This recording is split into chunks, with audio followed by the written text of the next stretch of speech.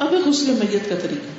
ہو سکتا ہے زندگی میں آپ کو کبھی غسل دینے کا موقع نہ آئے، لیکن آپ سے سیکھ کر دوسروں کو فائدہ ہو جائے.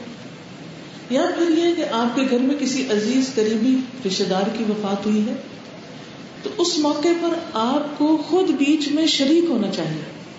کیونکہ بعض اوقات ہم صرف چند پروفیشنلز کو یا اجرت پر بلائے ہوئے کچھ لوگوں کو ہم چھوڑ دیتے ہیں کہ وہ میت کو غسل دیتے ہیں. وہ بعض اوقات سنت کے مطابق دیتے ہیں، بعض اوقات نہیں دیتے. بعض اوقات وہ سخت ہاتھ لگا کے میت کو الٹ پلٹ کر کے تو فارغ ہو جاتے ہیں.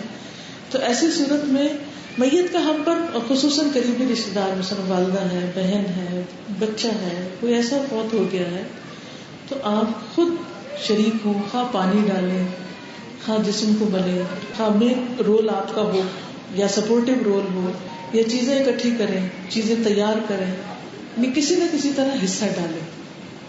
یہ بہت ہی ثواب اور اجر حاصل کرنے کا وقت ہوتا ہے.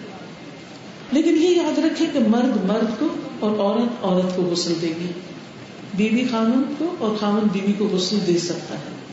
قریبی رشتے دار غسل دینے کے زیادہ مستحق ہیں، جو دین کا علم رکھنے والے ہوں اور آداب غسل سے واقف بھی ہوں. غسل میں مدد کرانے والوں کے سوا کسی دوسرے کی موجودگی ناپسندیدہ ہے. بعض اوقات یہ ہوتا ہے کہ غسل دیا جا رہا ہے تو کچھ لوگ تماشا دیکھ رہے ہوتے ہیں. اگر آپ نے کچھ کرنا نہیں تو وہاں پر کھڑے نہ ہو. کیا آپ اپنے لیے چاہیں گے کہ جب آپ کو غسل دیا جائے تو لوگ آپ کو یوں دیکھ رہے ہیں؟ کبھی زندگی میں ہم یہ چاہتے ہیں کہ جب ہم نہا دھو رہے ہیں تو کوئی ہمیں دیکھے یا جھانکے؟ کتنی شرم آتی. تو موت کے وقت جب انسان کی بالکل بے بسی ہوتی ہے تو اس وقت انسان کو دوسرے کا بھی ویسا ہی لحاظ رکھنا چاہیے، ویسا ہی خیال کرنا چاہیے جیسے انسان اپنے لیے چاہتا ہے کہ اس کا خیال رکھا جائے. غسل کرانے والا دیندار اور قریبی عزیزوں میں سے ہونا چاہیے جو دوران غسل میت میں کوئی عیب یا تغیر دیکھے تو پردہ پوشی کرے، عیب چھپائے. نبی اکرم صلی اللہ علیہ وسلم نے فرمایا، جس نے کسی میت کو غسل دیا اور اس کی پردہ پوشی کی، اللہ تعالیٰ اس کے گناہوں کی پردہ پوشی فرمائے گا، اللہ اس کے عیب ڈھانک دے گا. غسل کے پانی میں بیری کے پتے ڈالنا مسنون ہے. بیری کے پتوں کو کوٹ لیا جائے اور اسے غسل کے پانی کی تمام بالٹیوں ملا دیا جائے. لیکن اگر ایسا کرنا ممکن نہ ہو، پتے نہ مل رہے ہوں، تو اس وجہ سے غسل کو لیٹ نہ کریں، کیونکہ بعض علاقوں میں شاید بیری نہ بھی ہو اور وہاں پر سوکھے پتے بھی اویلیبل نہ ہوں. اور اب کچھ ملکوں میں تو یہ طریقہ ہے کہ وہاں پر باقاعدہ مغسلہ بنوائے جاتے ہیں جن میں پائپ سے پانی ڈالا جاتا ہے میت پر. اب پائپ سے اگر پانی ڈال رہے تو پانی ٹینکی یا ڈرم کسی سے آ رہا ہے تو اس میں پتے ڈالنا مشکل ہو جاتا ہے. تو اچھا تو ہے، لیکن اگر نہ ہو، ناممکن ہو تو کوئی بات نہیں. اب یہ مت سمجھے کہ غسل ہوگا نہیں، پھر اس کی جگہ صابن شیمپو وغیرہ لگایا جا سکتا ہے، کیونکہ اس دور میں صابن شیمپو کی جگہ بیری کے پتے یہی کام کیا کرتے تھے صفائی کا. غسل دینے کی جگہ مناسب ہو جہاں پردے کا انتظام ہو اور پانی کا نکاس آسان ہو. جگہ اتنی کشادہ ہو کہ تختے کے علاوہ غسل دینے والوں کے بیٹھنے اور غسل کا سامان وغیرہ رکھنے میں دقت نہ ہو، یعنی ہر چیز صحیح طور پر سیٹ کی جائے. میت کو نہلانے والا تختہ سر کی جانب سے قدرے اونچا ہو تاکہ استعمال شدہ پانی کے ساتھ نجاست بھی بہہ جائے. اس کے لیے سر کی طرف تختے کے نیچے 2 اینٹیں رکھی جا سکتی، یعنی تھوڑا سا ٹلٹ کریں اس کو تاکہ پانی خود بخود گرتا چلا جائے. میت جس بستر پر ہو اسی چادر سے اٹھا کر تختے پر لائیں. اگر خاتون میت اٹھانے میں مشکل درپیش ہو تو موٹی چادر سے ڈھانپ کر میت کے محرم مرد حضرات سے مدد لے کر غسل کے تختے پر لٹایا جا سکتا ہے اور اسی طرح غسل دینے کے بعد اٹھوایا جا سکتا ہے. یعنی بعض اوقات ہوتے ہیں نا جسم بھاری ہوتے ہیں اور مرنے کے بعد تو اور بھی جسم بھاری ہو جاتا ہے. تو ایسی صورت میں اگر خواتین میں ہمت نہ ہو کہ چارپائی یا بیڈ سے اٹھا کر تختے تک لے جایا جائے، کیونکہ بعض اوقات بیڈ روم میں اگر وفات ہوئی ہے اور جو تختہ ہے وہ باہر صحن میں ہے یا کسی برآمدے یا غسل خانے میں ہے تو وہاں تک اٹھا کے لے جانا کافی مشکل کام ہوتا ہے. تو ایسی صورت میں محرم مردوں کو بلایا جائے اور میت کو اچھی طرح ڈھانپا ہو تاکہ بے احتیاطی میں اس کے جسم کا کوئی حصہ نہ کھل جائے، کیونکہ محرم مردوں کے سامنے بھی جسم کا سطر ہوتا ہے. غسل کی جگہ داخل ہونے سے پہلے بسم اللہ اور غسل خانہ میں داخل ہونے والی مسنون دعا بھی پڑھ لیں. خاتون میت کے غسل سے پہلے بندھے ہوئے بال کھول دیے جائیں. یعنی شروع کہاں سے کیا جائے گا؟ سر سے، سر کی طرف سے شروع کیا جائے گا. بال کھول دیے جائیں. خاتون میت کے پن، کلپ، چوڑیاں، بندے، ناک کا لونگ اور لباس وغیرہ میت کے جسم سے الگ کر لیں اور ان کو کسی محفوظ جگہ پر رکھ لیں. میت کے کپڑے آسانی سے نہ اتر سکے تو احتیاط سے کینچی کے ساتھ کاٹ لیے جائیں.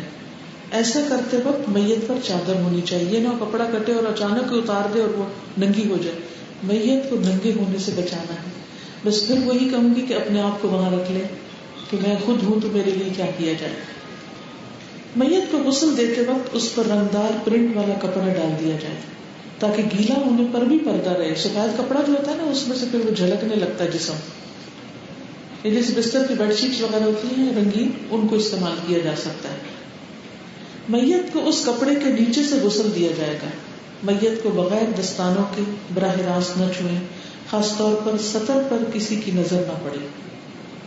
یعنی خود دستانے وغیرہ پہن کر غسل دیں. کیونکہ بعض اوقات یہ ہوتا ہے کہ جو مرنے والا ہے وہ کسی خاص بیماری کا شکار ہوتا ہے یا جرمز وغیرہ ہوتے ہیں، یا اوپر کے حصے کو تو ہاتھ، بازو، منہ وغیرہ کو تو ہاتھ لگا سکتے ہیں، لیکن جو اس کے جسم کے ننگے حصے ہیں ان کو براہ راست اپنے ہاتھ سے ٹچ نہ کریں. یعنی شرمگاہ وغیرہ ہے یا بریسٹ ہے یا باقی حصے ہیں تو ہاتھ پر کوئی کپڑا، دستانہ، پلاسٹک کے جیسے یہ ڈاکٹرز کے ہوتے ہیں میڈیکل گلوز جو ہوتے ہیں وہ، یا پھر اگر وہ نہیں ہے تو پولیتھین کی جو تھیلی ہوتی ہے، پلاسٹک کی تھیلی، پلاسٹک بیگ، وہ ہاتھ پر چڑھا کے باندھا جا سکتا ہے اور اس سے جسم کو دھویا جائے گا. غسل دینے والے سب سے پہلے میت کا سر اٹھا کر آہستگی سے اسے بیٹھا ہونے کے قریب کر دیں. پھر اس کے پیٹ کو اطراف سے، چاروں طرف سے نرمی کے ساتھ دبایا جائے تاکہ جو کچھ نکلنے کے قریب ہو وہ نکل جائے، یعنی کوئی نجاست وغیرہ. اس موقع پر برابر پانی بہاتے رہیں تاکہ نجاست بہتی جائے. میت کو کس طرح کرنی ہے؟ اگر لیٹی ہوئی ہے نا تو اس طرح ذرا سا اٹھا کے بٹھائیں، پورا نہیں بٹھانا، یعنی اس کو تھوڑا سا ٹیڑھا کر کے اوپر کو لے آئیں اور پیٹ کو ملنا شروع کر دیں، ہلکا ہلکا ہلکا، تاکہ اگر کوئی اندر گندگی وغیرہ ہے تو نکل جائے. اور جب وہ مل رہے ہو تو اس وقت پانی بھی ڈالیں تاکہ کوئی نجاست ہے تو وہ ساتھ ہی نکل جائے، بہہ جائے. اب غسل دینے والا اپنے ہاتھ پر کپڑے یا پولیتھین کا لفافہ چڑھا کر میت کی طہارت استنجا کرائے. جیسے عام غسل میں بھی سب سے پہلے استنجا کیا جاتا ہے نا، اسی طرح میت کو بھی سب سے پہلے استنجا کرایا جائے. اس کے بعد استعمال شدہ کپڑے یا لفافے کو اتار دیا جائے اور دوسرا لفافہ یا دستانہ پہنا جائے. یعنی جس دستانے سے آپ نے استنجا کرانا ہے اس دستانے سے باقی جسم کو نہیں دھونا، یہ یاد رکھیں. تو ایک سے زیادہ لفافے یا دستانے آپ کے پاس ہونے چاہیے. غسل کروانے والے غسل کی نیت کر کے بسم اللہ پڑھ لیں. داہنی طرف سے شروع کرتے ہوئے نماز کی طرح مکمل وضو کرایا جائے. یعنی پہلے استنجا پھر کیا؟ وضو. دوران وضو ناک اور منہ میں پانی نہ ڈالا جائے بلکہ روئی یا کپڑا تر کر کے اس سے دانتوں اور نتنوں کو صاف کر دینا کافی. یعنی روئی کی یا کپڑے کی وہ چھوٹی سی وہ بنا کے بتی سی تو اس کو ناک کے اندر پھیر دیا جائے اور اسی طرح منہ کھول کے دانت وغیرہ بھی صاف کر دیے جائے. پہلے منہ اور پھر ناک. صاف روئی ناک اور کانوں میں لگا دیں تاکہ دوران غسل پانی اندر داخل نہ ہو جو غسل کے بعد پھر نکال دی جائے. یعنی روئی کی چھوٹی چھوٹی گولیاں بنا کے کانوں کے پار بھی، ناک کے پار، تاکہ پانی نہ جائے. بیری کے پتوں والے پانی کو استعمال کرتے ہوئے صابن کی جھاگ یا شیمپو سے سر کے بال اور داڑھی کو آہستہ سے انگلیاں پھیر کر دھویا جائے. جیسے اپنا سر شیمپو کرتے ہیں اسی طرح میت کا بھی سر شیمپو کیا جائے. پہلے میت کے سامنے کے دائیں حصے کو دھویا جائے، یعنی فرنٹ ایریا میں رائٹ سائڈ. پہلے ہر چیز دائیں طرف سے شروع کرنی ہے، یہ یاد رکھنا ہے. پھر بائیں پہلو کے بل ہلکی سی کروٹ دے کر دائیں طرف کا پچھلا تمام حصہ دھو لیا جائے. یہی عمل بائیں طرف دہرایا جائے. یعنی جیسے یہ میت لیٹی ہوئی ہے تو پہلے کیا؟ دائیں طرف اوپر سے، پھر ذرا سا یوں موڑ کے نیچے سے، پھر بائیں طرف پہلے اوپر سے، پھر ذرا سا موڑ کے نیچے سے. اوپر سے لے کے نیچے سے ٹانگوں پاؤں تک سب دھلوا دیا جائے.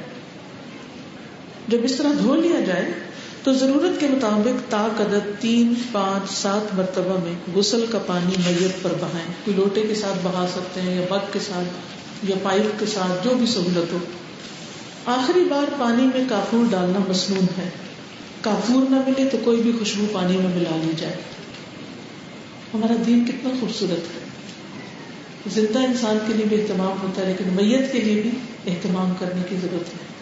حالانکہ ہمیں پتا ہے کہ وہ مٹی میں جا رہا ہے، اس کا جسم بھول جائے گا، لیکن مومن کا ایک احترام ہے. اور اس سے یہ بھی پتہ چلتا ہے کہ ہمارے دین میں پاکیزگی، صفائی ستھرائی کا کتنا اہتمام ہے. صرف زندوں کے لیے نہیں، مردوں کے لیے بھی صفائی. اور اس سے ہم سوچیں کہ اگر مردے کے لیے اتنی صفائی ستھرائی کی جا رہی ہے تو زندے کے لیے کتنی صفائی کا اہتمام ہونا چاہیے، اور خصوصاً عبادات کے وقت. میت کو مختلف اوقات میں 2 بار غسل دینا درست نہیں، ایک ہی غسل کافی. بعض اوقات ایسا ہوتا ہے نا کہ کہیں ایک جگہ میت کی وفات ہوئی تو غسل کر کے کفن پہنا کے اس کو رکھ دیتے ہیں، پھر وہ کسی اور جگہ لے جائی جاتی، وہاں دوبارہ شروع کر. ایسا کرنے کی ضرورت نہیں، ایک غسل کافی. میت کو تولیے سے خشک کر کے اوپر خشک چادر ڈال کر گیلی چادر نکال دیں، اور اس نکالنے کے لیے بھی اسی طرح پہلے ایک طرف سے نکالیں پھر دوسری طرف سے بل دے کے نکالیں، یعنی سائڈ بدلوا کے نکالیں. غسل کے بعد خاتون میت کے بالوں کی کنگھی کر کے 3 چوٹیاں لٹے بنا کر پیچھے ڈال دیں، یعنی چوٹیاں بنا لیں، ایک درمیان کے بالوں کی، ایک رائٹ کے، اور پیچھے ہی ڈالی جائیں گی، آگے کی ضرورت نہیں. ہنگامی حالات، بیماری، ایکسیڈنٹ یا جلنے کی وجہ سے میت کو غسل دینا ممکن نہ ہو تو میت کو تیمم کرا کے کفن پہنایا جا سکتا ہے. یعنی مٹی کے ذریعے تیمم کرایا جائے گا، اس کے ہاتھوں پر اور جو تیمم کے چہرے پر بس وہ مٹی پھیر دی جائے گی اور اس کا تیمم ہو جائے گا، اور یہی اس کے لیے کافی. کیونکہ بعض میتیں اتنی خراب ہو جاتی ہیں کہ جہاں ہاتھ ڈالو کوئی حصہ ہاتھ میں آ جاتا ہے، تو ایسی صورت میں پھر دھونا نہیں چاہیے اس کو، ورنہ وہ بہہ جائے گا. اللہ کی راہ میں شہید ہونے والے کو غسل نہیں دیا جائے گا. کفن دینا، نبی صلی اللہ علیہ وسلم نے فرمایا جس کسی نے کسی مسلمان کو کفن دیا اللہ تعالیٰ اسے سندس کا لباس پہنائے گا. تو ایسے موقع پر آگے بڑھ کر دوسرے کے لیے کفن کا انتظام کریں. بلکہ آپ کفن ڈونیٹ بھی کر سکتے ہیں مختلف جگہوں پر کہ آپ کی طرف سے کسی غریب انسان کو پہنایا جائے. دیکھیے جو لوگ زندگی میں پہننے کے لیے کپڑے خرید نہیں سکتے وہ موت کے وقت کفن کہاں سے خریدیں ان کے وارث. یہ بعض لوگ اتنی غربت میں فوت ہوتے ہیں کہ مرنے کے بعد وہ کچھ بھی نہیں چھوڑتے، پیچھے ہوتا ہی نہیں جو چھوڑے. ایسے لوگوں کے کفن کا خاص طور پر اہتمام کریں. اور زندگی میں کم از کم ایک کفن تو اگر اللہ نے آپ کو وسعت دی ہے تو کسی نہ کسی کو ضرور پہنائے، کیونکہ کل آپ کو اس کے بدلے بہترین ریشم کا جوڑا پہنایا جائے. کفن کے لیے صاف ستھرا اور سفید کپڑا استعمال کرنا افضل ہے.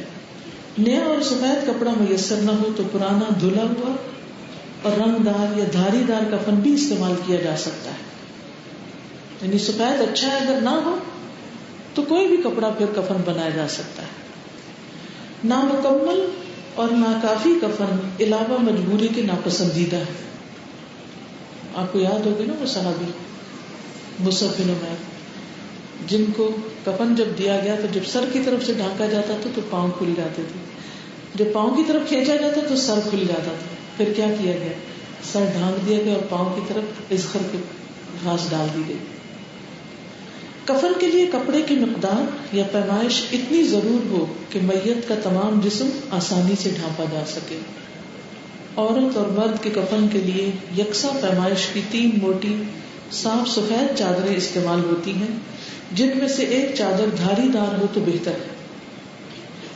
یعنی یہ اچھا ہے، لیکن اگر ایسا نہ ہو ساری سفید ہو تو بھی ٹھیک ہے. کفن باندھنے کے لیے 3 یا 5 عدد پٹیاں درکار ہوتی ہیں.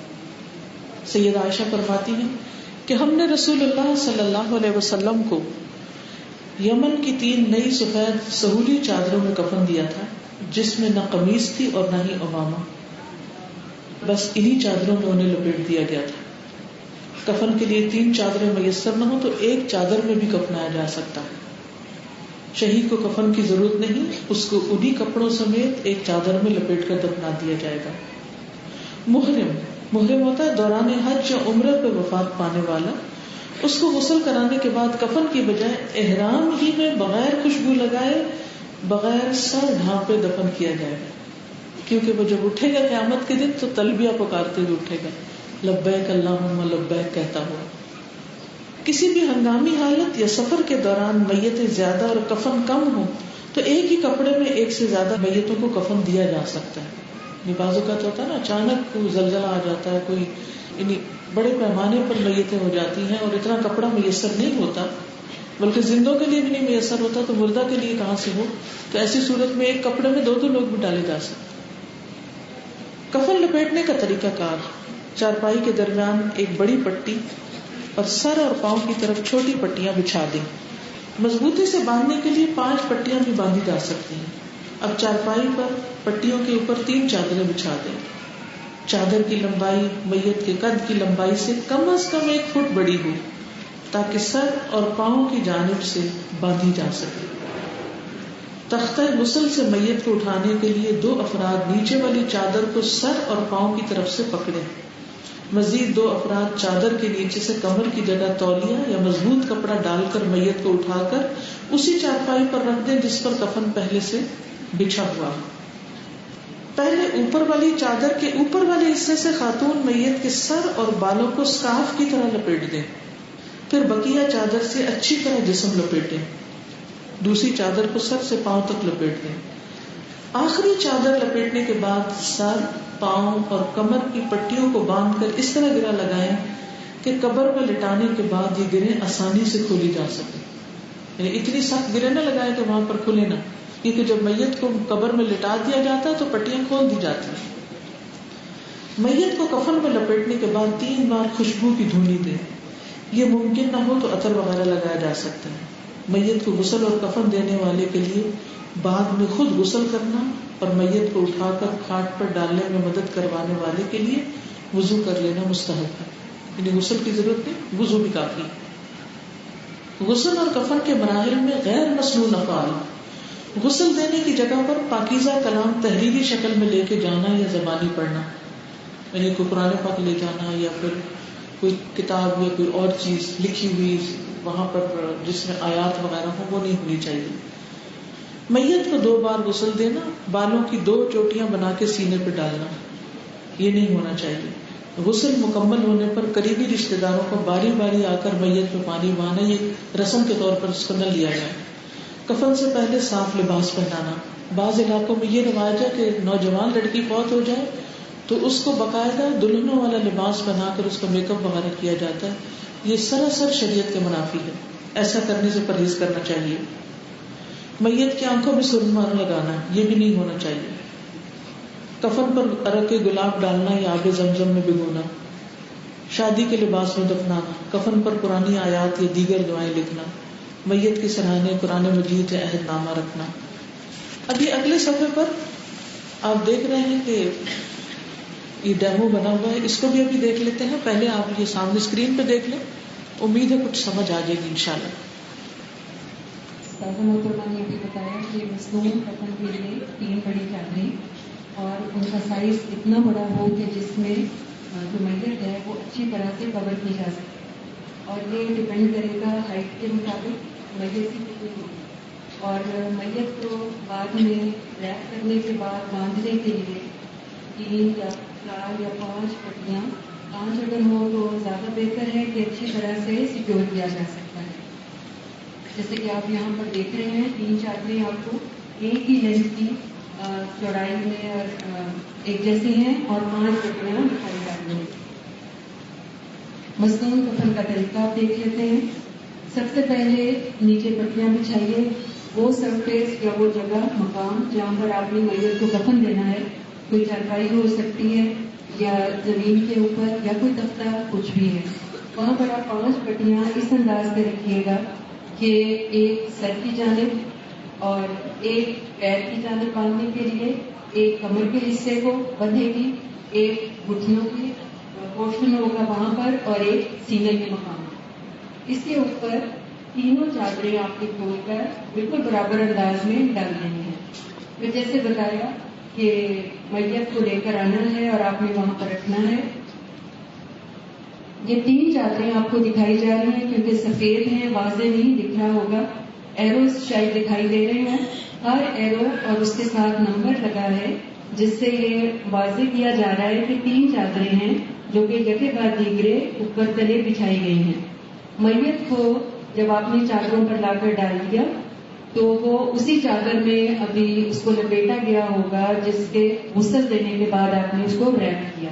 اسی چادر کے ساتھ سطر ظاہر نہ ہو اور آپ اس مقام پر لے آئیے. خود نہ اٹھا سکیں تو محرم مرد حضرات سے کہیے وہ لے آئے یا 2-3 خواتین مل کر لے آئیے. میت کو نکال دیں. ابھی پہلے والی چادر آپ نے نہیں اتارنی. اس کے بعد سب سے پہلی چادر، یہ ایرو بتا رہا ہے کہ پہلی چادر کا ایک حصہ اٹھائیے. اس مقام پر ایک بات آپ کو بتا دوں کہ دائیں طرف یا بائیں طرف والا کوئی معاملہ سنت سے ثابت نہیں ہے کہ پہلے دائیں حصہ آئے گا یا بائیں حصہ آئے گا. تو پہلی چادر کا حصہ یہ ایرو کے مطابق اوپر آ رہا ہے. آپ دیکھیے ایک جانب سے ہم اٹھائیں گے اور میت کے اوپر سے لاتے ہوئے آپ نے اس کو میت کی کمر کے نیچے کی طرف دبا دینا ہے، بالکل اس طرح جس طرح کے رول کیا جاتا ہے یا کافی کو ریپ کر دیا جاتا ہے.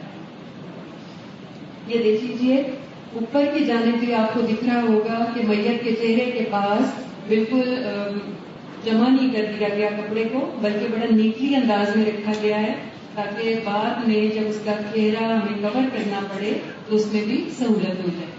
اب دوسری چادر دوسری جانب سے پہلی چادر کا دوسرا حصہ دوسری جانب سے اٹھایا گیا اور بالکل اسی طرح میت کی کمر کے گرد لپیٹتے ہوئے اس کو بالکل ریپ کر دینا ہے، لپیٹ دینا ہے.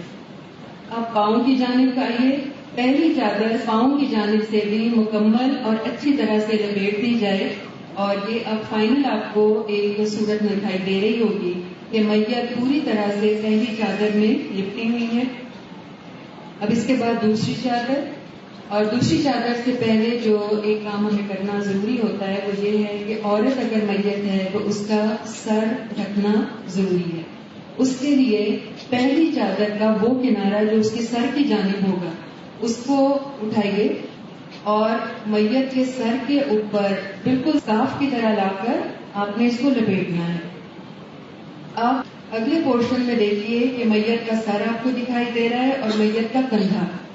سر کے اوپر صاف کی طرح رکھنے کے بعد آپ نے سائڈوں سے دونوں کپڑے کے جو کنارے ہیں اس کے کندھے کے نیچے پریس کر دینے ہیں اور دبا دینے ہیں تاکہ پوری اسکارف کی طرح فکس ہو جائے. یہ دیکھ لیجیے پہلی چادر اور سر کو ڈھکنے کے بعد یہ میت آپ کے سامنے اب ہے. اب دوسری چادر لپیٹنے کا مرحلہ بالکل اسی طرح کریں گے جیسے ہم نے پہلی چادر میں کیا.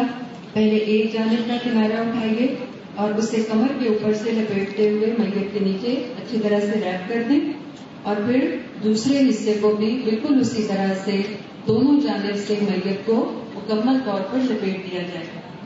دوسری چادر میں بھی پاؤں کی جانب سے اس کو جمع نہیں کر دینا یا کسٹرڈ فارم میں نہ آ جائے کپڑا بلکہ نیٹلی ریپ ہو جائے اس کے پیروں کی طرف سے.